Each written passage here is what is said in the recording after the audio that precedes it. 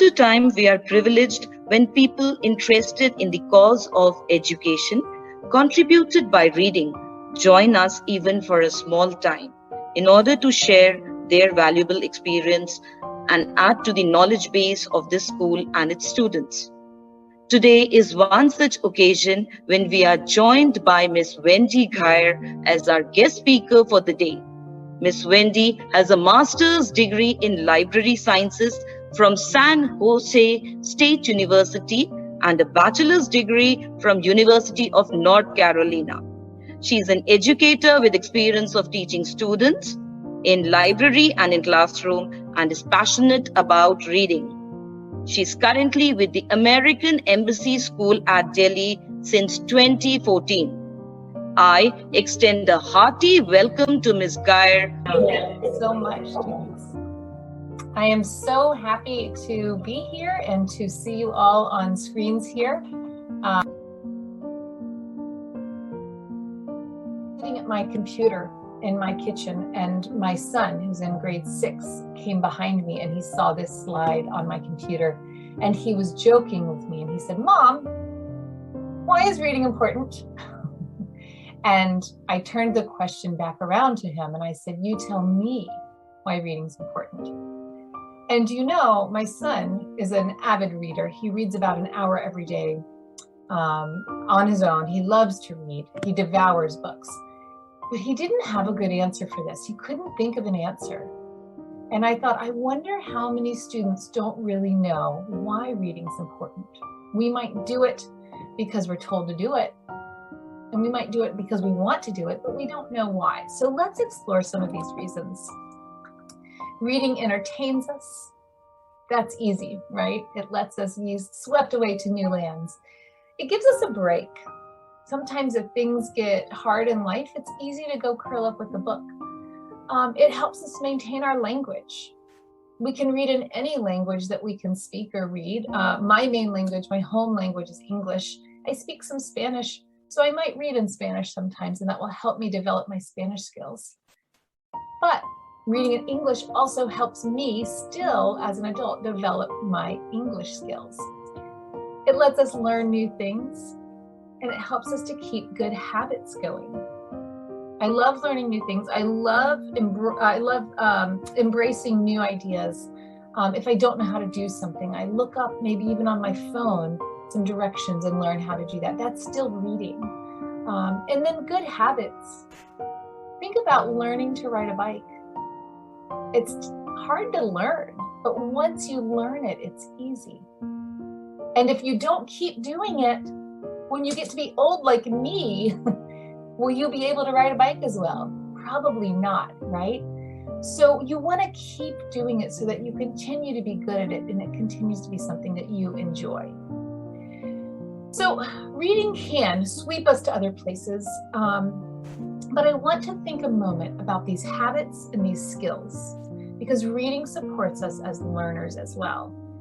I want to take a look at a scenario with 3 students.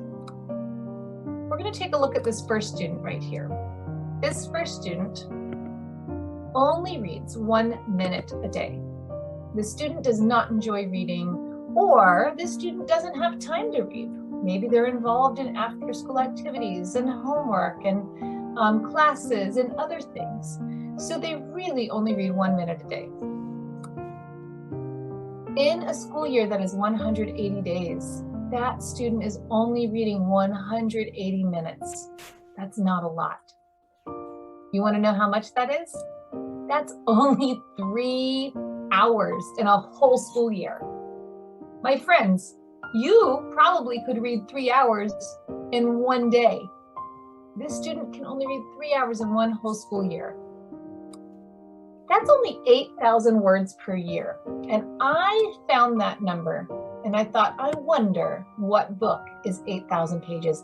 I had a very difficult time trying to find a book. I'm sorry, not 8,000 pages, 8,000 words. I had a very difficult time trying to find a book that was 8,000 words. Matilda, are you familiar with Matilda? Give me a thumbs up if you know this book.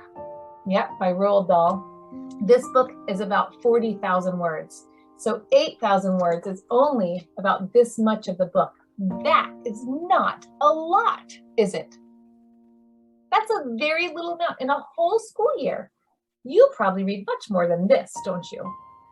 So this student right here, when it comes time to take their standards and exams at the end of the year, they're only going to score in the 10th percentile because they don't have the vocabulary. They're not reading as many words as other students. Now, what does that mean, the 10th percentile? That means out of 100 students, this student is right here. Only in the lowest 10 students of all the test takers, 90 students are doing better than them. That's a lot of students, right? So let's keep this in mind and let's take a look at another friend here. This friend reads 5 minutes a day. So 5 minutes a day, they're able to sit down. They come home from school, they grab their snack, they grab a book, and they sit down and read while they eat their snack. And then when they're done, they put their book down and they go play and they do homework and they do activities. Okay? We know they're going to read more words, more minutes, and they're probably going to score better. So let's find out. That student will read 900 minutes per school year. That's 15 hours in a school year, which is much more than our first student, right? Only 3 hours was the first student. This is much more. That's a lot of extra words. Look at how many words that is. 282,200 words per school year. So then I thought, I wonder what books have that many words in them. And do you know what I found out? There are some books with that many words in them, but for children's books usually have less. Remember, Matilda only had 40,000 words in it. This student is reading about the same amount as the first 3 Harry Potter books. Now that's a lot of reading. Look at how many pages that is. That's pretty good, right? You would give this kid a thumbs up and say, nice job, you're doing a lot of reading, okay? Now, how do you think this person is gonna score on a test? Better or worse? What do you think? Show me with fingers. I think better. And I think 10th percentile for this other one, I think we're gonna get higher. This student is going to score in the 50th percentile. That means they do better than half the students, but also the other half of the students do better than them. Now that's okay, right? That is certainly better than the first student, but we can do better, can't we? So let's take a look at my third friend here, okay?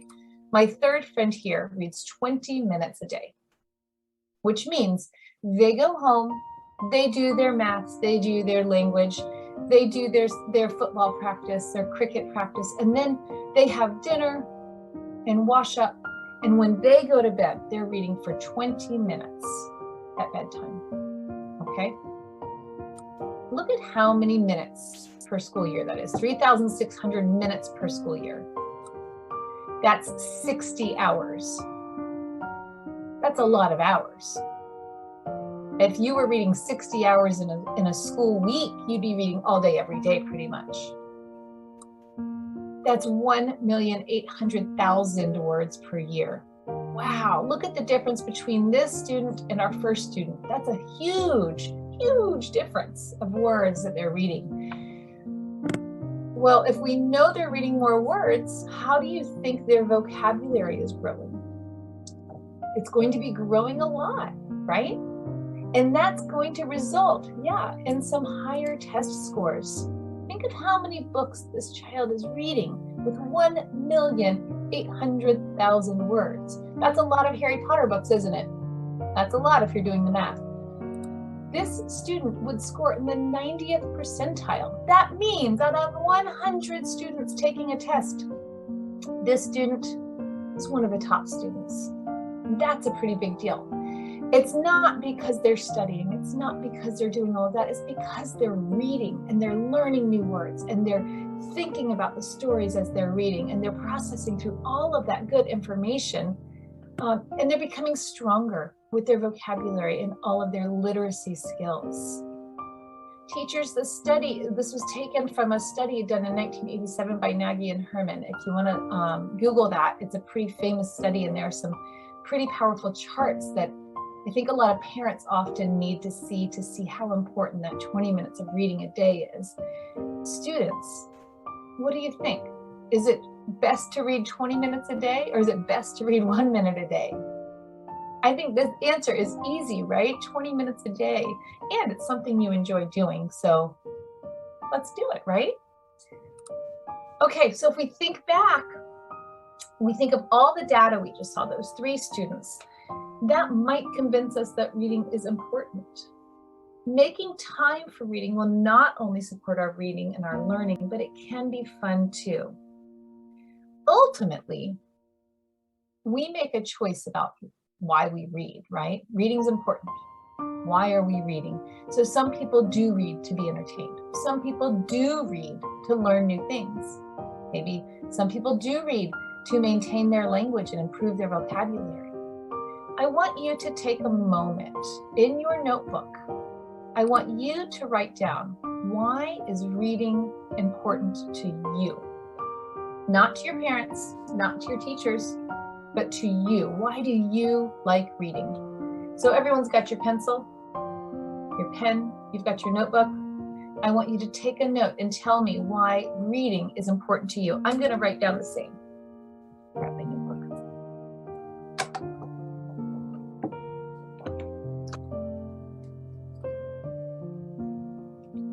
Everybody should be writing right now. Tell me in your notebook why reading is important to you. I should see everyone's pens and pencils moving.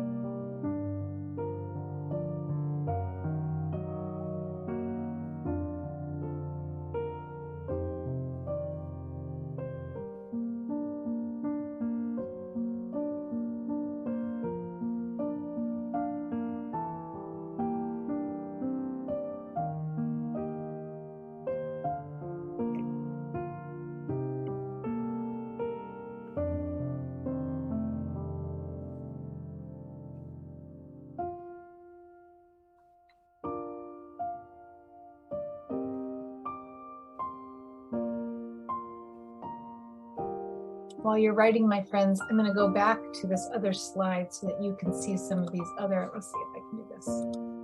These other reasons here we listed. You might even take some of these as your reasons. You might like to learn new things. You might like to be entertained. That's something I like.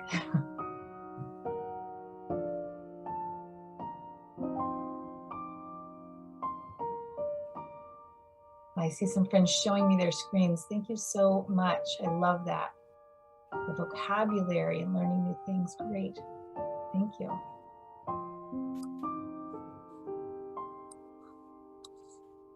I see someone else there, so may I see yours? Nice.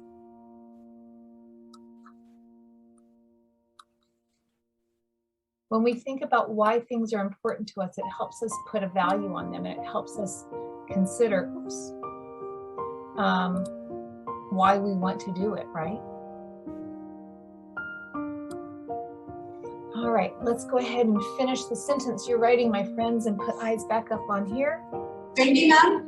Yes. Should I read out why reading is important for me? Because I have also noted down something. Sure. Okay, so reading is important to me as it takes me to the wonderful world of imagination, and also I have observed that it makes me fluent in a particular language. The day I read a novel, English novel, I am able to speak more fluently in English rather than otherwise. This is my observation. I don't know what you say about it. I love that, and I wanna echo what you're saying. I find, and part of my reason was to relax, but also to make me smarter. Because even in my home language, when I read another author's vocabulary and their words and the way they structure a sentence, it makes me think about my own words and the way I structure my sentences. And I kind of try out some of that language in my conversations the next day. And I love that you said that, because it really does, it makes us kind of think a little bit about our own actions. So thank you for hearing that. Yeah. Okay, friends, I think it would be difficult to hear from everyone right now. So I've seen some folks holding their notebooks up to the screen like this, like that's mine. You can go ahead and share real quick like this. And teachers, I would encourage you to also maybe take a screenshot with your computer, take a photo of these, because this is a good record of why do we read, right? So, and it's okay if not everyone has theirs done yet, because I think this is a good lesson to think about in class. It would be a great bulletin board to make, or a great sort of way to bring our schools together of why we all read. I bet we have a lot of reasons in common. My friends, let's reflect on these goals. The first goal we talked about was why reading is important. I want to move on to the second, which is what should I read? Because I think a lot of times as students, you get a lot of messages about what you should be reading. You might, let's think for a moment about what we read here. You might be the type of person who reads a how-to book. I've got a how-to book here on Starter Guide to Minecraft. Now, I don't play Minecraft. I know that some of you might play Minecraft. Give me a thumbs up if you know what Minecraft is. I'm going to see a lot of thumbs up here. And so these are how-to books. And so for me, sometimes reading is to learn something new, like how to play Minecraft, right? Magazine articles. Some of you might be reading magazine articles. I love magazine articles. They're short. They're full of information on a topic that interests me. I can skip around a little bit. I don't have to read this one and I can read this one. I love magazine articles. Graphic novels. How many of you are graphic novel fans? You might know Dog Man. You might know some of these. You might love graphic novels because they have these really beautiful pictures in them. That might be the thing that you like to read. Let's see what else we have here. Favorite books. Okay, this is my daughter. My daughter is a grade 4 student. Do you know Heidi Heckelbeck books? Heidi Heckelbeck is a series that my daughter has always loved since she was in grade 1. She read them all in grade 1 and grade 2. Guess what? As a 4th grader, she goes back to these books all the time and she rereads them. How many of you like to reread a favorite book ever? Some of you might be the type of kids who love to reread. Yeah. How many of you like to read recommended books? You like for your friends to tell you what they're reading and your classmates to say, hey, this was a great book, you should read this. And along with recommendations, you might listen to your teacher and your librarian recommendations. Your librarian might say, hey, Fudgemania, you should look at Judy Blume books. This is a great book to read. And your parents might say, hey, you need to be reading the books I was reading when I was a kid. Let me show you what those are. Some of you might also have assigned reading where your teachers say, everyone must read this book. We're going to study it as a class, right? And that's okay. That's part of our reading life, right? And many of you might also enjoy nonfiction topics. I think of this as a very big nonfiction topic book. Do you know what the world record books are? Yeah, I'm seeing a lot of thumbs up here. These are really popular in our school, and it's nonfiction. It's all about things that people have done, you know, who's broken the world record, who is the best tennis player, or the most international hat tricks, the most runs scored in ODIs, lots of interesting information like this. That's all nonfiction. You're learning new things.